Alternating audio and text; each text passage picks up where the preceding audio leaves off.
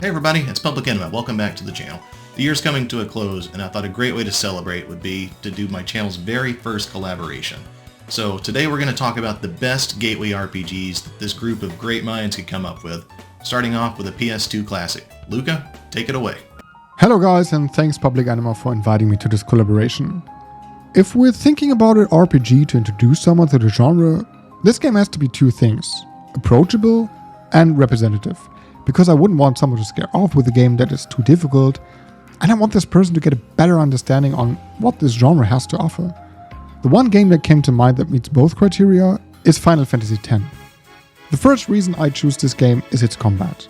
The CTB combat system allows you to take your time before you choose your action, which is less hectic than the classic and beloved ADB combat system.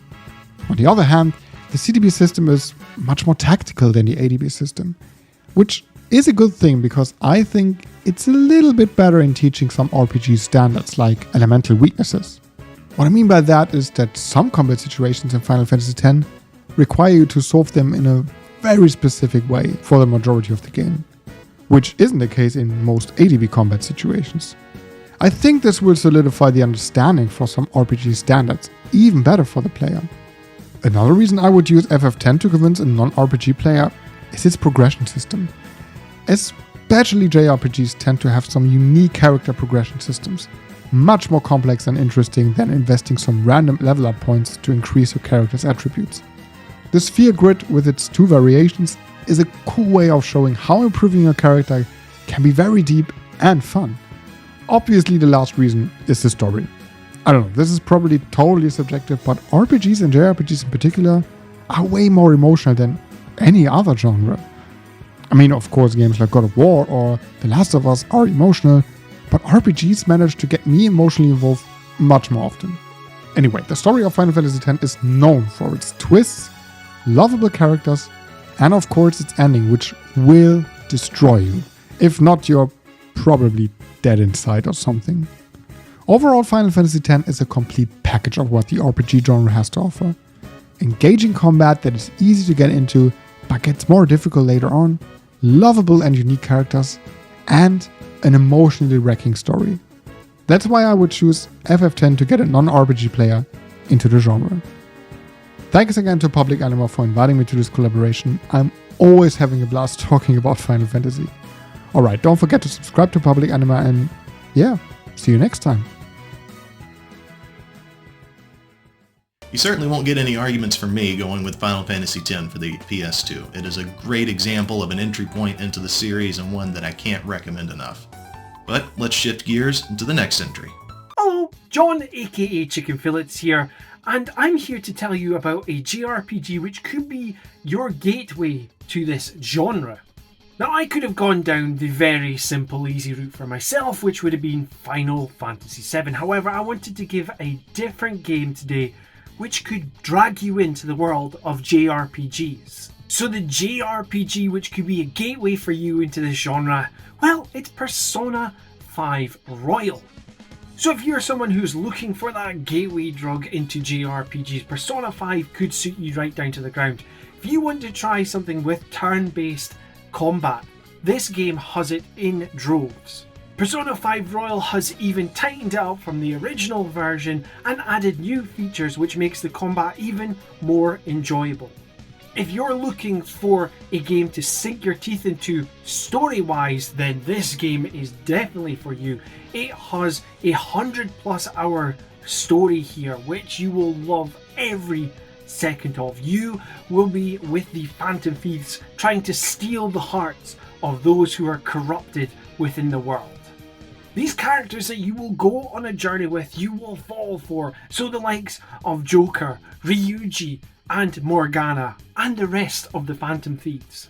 When it comes to the graphics and the presentation, this game just oozes charm out the wazoo. And the music for this game will have your feet tapping because this poppy, jazzy soundtrack is just fantastic. And this game is widely available on all modern consoles, and if you want to play it on the go as well, it's available on Nintendo Switch. The Royal Edition of Persona 5 is the definitive way to play this game, and it will just pull you right into JRPGs, and it will make you want more, whether it's from Persona or whether you want to try various other JRPGs. And you know, with this being a gateway list, check out what the other content creators on here are going to suggest to you. Thank you to PublicEnema for having me on for this JRPG Gateway collaboration. This has been Chicken Fillets, and until next time, tatty bye. Chicken Fillets coming in with a great recommendation with Persona 5 Royal. I haven't actually played Royal yet, but I did play the vanilla version of Persona 5, and it's probably the best RPG I played on the PS3. So a great choice. Coming up next, we hear from a guy that could probably suplex a train in real life, so let's hear what he has to say. Hi there everybody, this is David over at the channel Davidvinc, and thank you so much PublicEnema for allowing me to come on and discuss a gateway RPG. I'm a child of the 80s, the early 80s, and as such I grew up on the NES, and it was there that my love for RPGs began with the original like Final Fantasy, Crystallis, and then of course, you know, the first 4 Dragon Warriors. And while I thought that they were just like radical at the time, I still knew that they were a little bit slow and an acquired taste. I mean, none of my friends actually played those games. But then the SNES hit the scene, and that's where I truly really did fall in love with only JRPGs, especially the first one that I played on this system, Final Fantasy IV. So yeah, I mean, I was already an RPG fanatic, so of course I loved it. But why would it get somebody who's never played an RPG to finally get into them? I truly think that people who aren't into RPGs just think that they're overly robust, too complex, or too unwieldy to learn. But Final Fantasy IV is beautiful in its simplicity. The storyline is straightforward and it's easy to understand. You don't need to pull up an in-game encyclopedia to understand who everybody is or what's going on, unlike some modern RPGs. The music is enthralling and will immediately capture anyone's attention, and the game is linear enough to guide you along the path, while also allowing for freedom of exploration throughout the world map. Then there's the battle system. The vast majority of Final Fantasies have a really complex magical learning system that could be like such a wall for people to overcome. But not here. When you level up, you gain your spell. That's it. It's that simple. There's no materia, junctions, espers, license boards, or sphere grids to learn. On top of all that, it has just like the great benefit of being a Final Fantasy. Most everybody in the gaming world has heard of this franchise, and most everybody really just wants to get into them, or you know, at least try them out to see for themselves how they are, but they might just be so intimidated by the Mammoth series that they just don't know where to start. So this is a fantastic starting point with its simplicity, classic characters, easy to learn gameplay, and ultimately, just its fun factor. Big shout out and thank you again to PublicEnema for having me on your channel, and everybody out there in the YouTubeverse, have a good day. So David coming in for Final Fantasy IV for the Super Nintendo, another fantastic entry point for the series. If you haven't played it, listen to the man and get it played.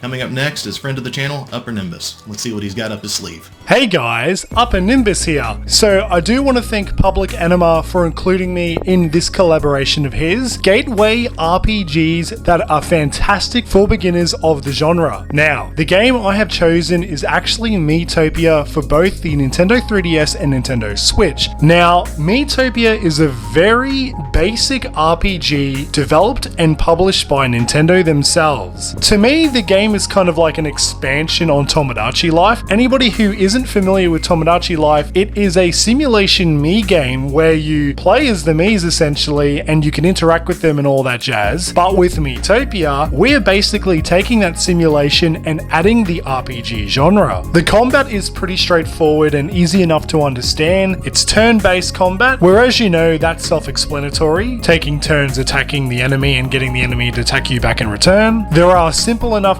upgrades and power-ups to make your Mii characters stronger. You can even customize the Mii characters to your heart's content. In between battles and exploring the world of Miitopia, your Mii characters do stay at the inns littered throughout the map where you can feed them, give them equipment and items, play some mini games with them. You know, that casual Nintendo charm that you'll find in Nintendo games. Now, the story of Miitopia is pretty simplified. There's not much going on for it, but there are a few plot twists here and there if you look deep enough. stuff. So anybody who's new to RPGs and might feel overwhelmed from an intense philosophical story, do not worry. Miitopia gets straight to the point of what the game is about. It has easy enough tutorials and introductions, and the game is just a buttload of fun. You will probably find yourself laughing or giggling at some point during your playthrough. I'm also going to go out on a limb and just say that Miitopia is a fantastic game in general for people who haven't even played video games. Sure enough, Miitopia doesn't have the Mario or Zelda branding that is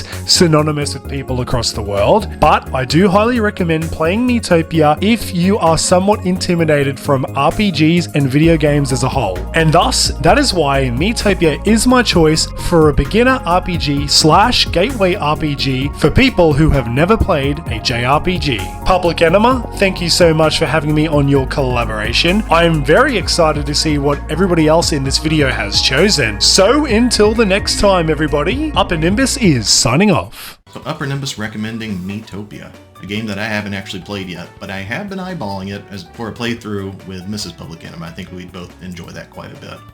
So coming in next is James from Davidvinc with probably the definition of a gateway RPG. Hey everyone, and thank you for checking this out. So, today we are talking about gateway RPGs, and there is only one game that kind of came to my mind. This was a game that I played a bunch as a kid, and it's really what got me into JRPGs. So, let's check it out. So, my game that I've picked is Pokemon Red, or Fire Red to be truthfully honest with you, because they updated everything for the GBA, and I just think that game was like the perfect thing to use. So basically, one of the games that I wanted to talk about was Pokemon, because I just think it's the perfect game.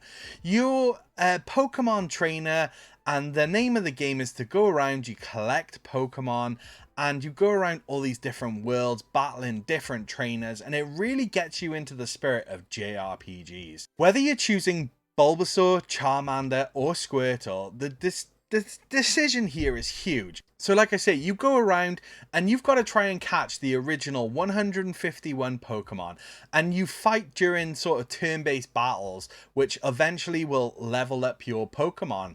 And this is just a great concept. It's wrapped up in a really cute form factor that I think anyone can really get on with.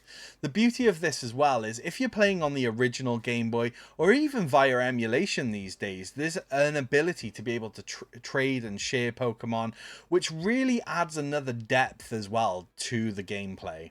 Not only that, you go around, you meet people, you talk through things, events happen. I won't spoil it for anyone that may not have played. If you know, you know. You've got bad guys as well in this that try and take you down and are threatened by you because you're growing as a Pokemon trainer. And I just feel like this is one of those perfect JRPG games that anybody can sit down and play. Anybody can enjoy. It's a very simple thing to play, but however, if you really want to master the game and be the Pokemon master, then this is where your challenge comes in, and the outcome is also very rewarding. The RPG element of growth and progression is absolutely imperative and central to the Pokemon experience. As you level up, you evolve, you get that sense of accomplishment attached to your team. And it's not just about defeating the gym leaders, and it's about the journey you bond and form with your actual Pokemon. These games are known for being vast open worlds and really encouraging that exploration and discovery. Whether you're stumbling upon a hidden item, encountering a rare Pokemon in the wild, there's always something new to find and keeps you interested. It really keeps that sense of wonder alive throughout your entire journey, and I highly recommend anybody that may not have played this,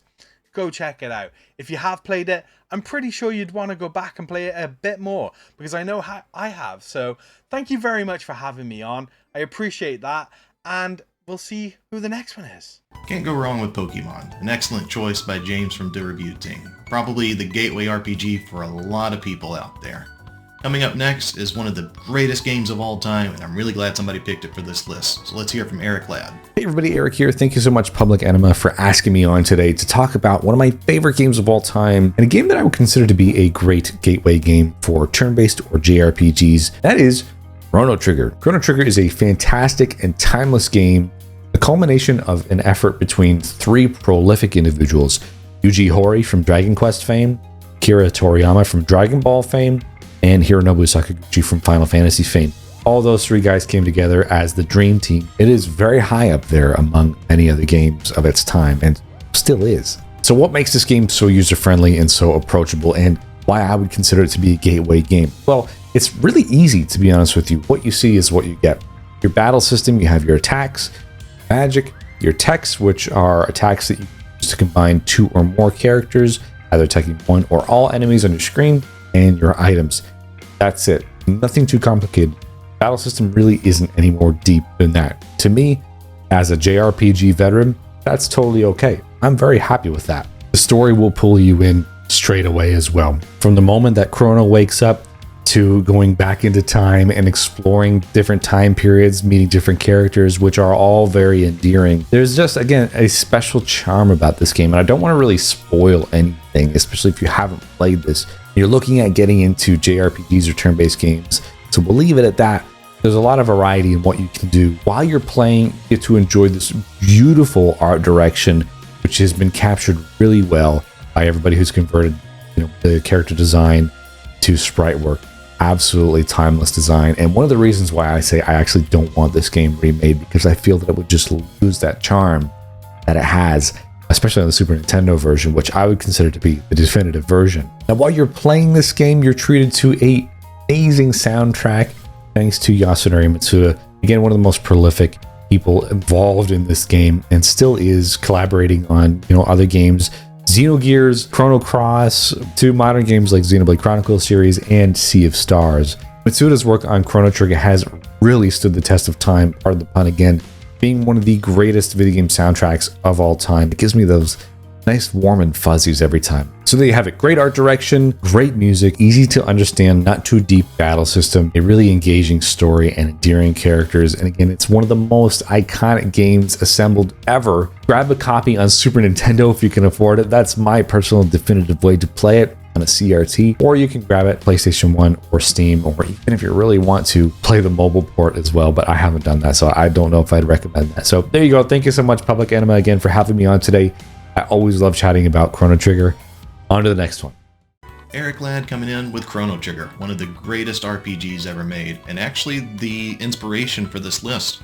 I recently played through this with Mrs. PublicEnema as I introduced her to more and more RPGs, and she absolutely loved it, and it got me thinking, best gateway RPGs.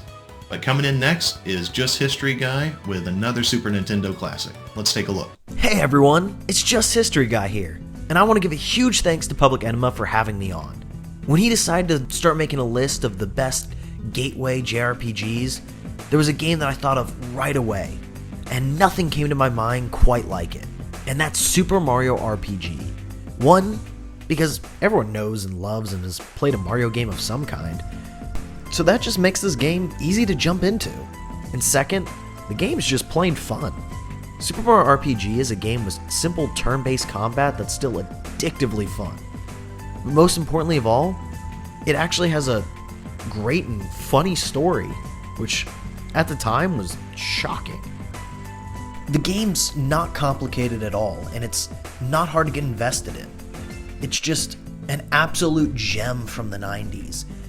And hey, we even got that remake just coming out, so there isn't a more perfect time to get into this fantastic game. And last but not least, this is one of the few games that has made me laugh out loud. And that just doesn't happen, so take that for what you will. So please play this game, be it remake or original, I know you'll have a good time. That's why I think Super Mario RPG is the perfect gateway JRPG. And I just want to say thanks again for having me on, and enjoy the rest of the video. Just History Guy coming in with Super Mario RPG, an absolute classic for the Super Nintendo. With the remake that just came out, I can't wait to get my hands on the remake and give that a playthrough. But that's it for all of our collaborators. Now it's my turn. So we've had a lot of classics that we've covered, but I opted to go with a newer release, and that's Sea of Stars. Sea of Stars was released in August of this year by Sabotage Studios and was their long-awaited follow-up to The Messenger. And why is this my choice for gateway RPG? Well, for starters, it's new, it's exciting, it was one of the hottest games to come out this year, it garnered a ton of attention, for being one of the just most anticipated releases after its wildly successful Kickstarter campaign. One of the first things you'll notice about Sea of Stars is how visually appealing it is. It is a beautiful game. It's got one of the best art styles I've seen in a long time, especially coming from an indie studio. The pixel art is amazing, and the backgrounds are also just very bright and colorful and very appealing on the eye. And to go with that visual allure is a pretty good soundtrack. Eric W. Brown did a great job, even collaborating a little with legend Yasunori Mitsuda, to build a soundtrack that matches this game's world so well. And it's got so many earworms that'll get stuck in your head. I'm looking at the regular battle theme and then also the boss theme that I basically played on repeat this year.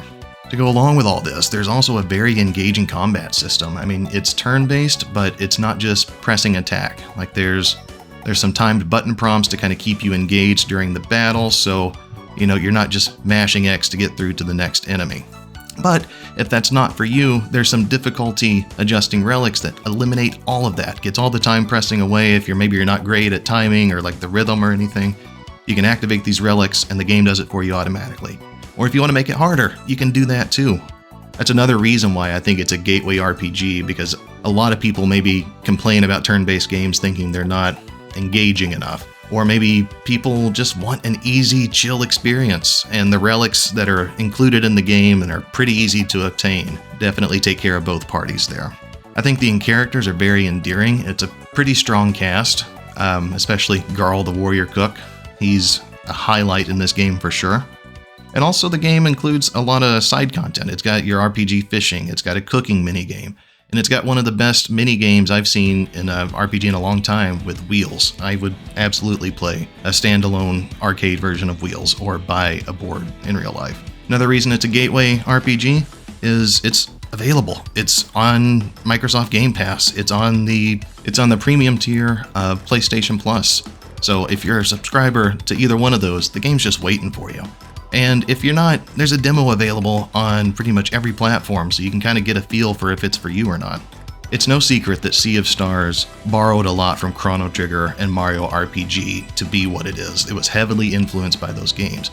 And I think it's very fitting to end this list with something that was inspired from some entries we've already heard from other collaborators.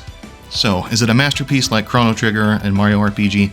No, but I think it's a very great example of what an indie studio can do to make an RPG that's appealing to a wide audience. And I highly recommend, if you haven't played it, to check it out. Like I said, the game's not perfect. The story, which is what draws a lot of people to RPGs, is very okay.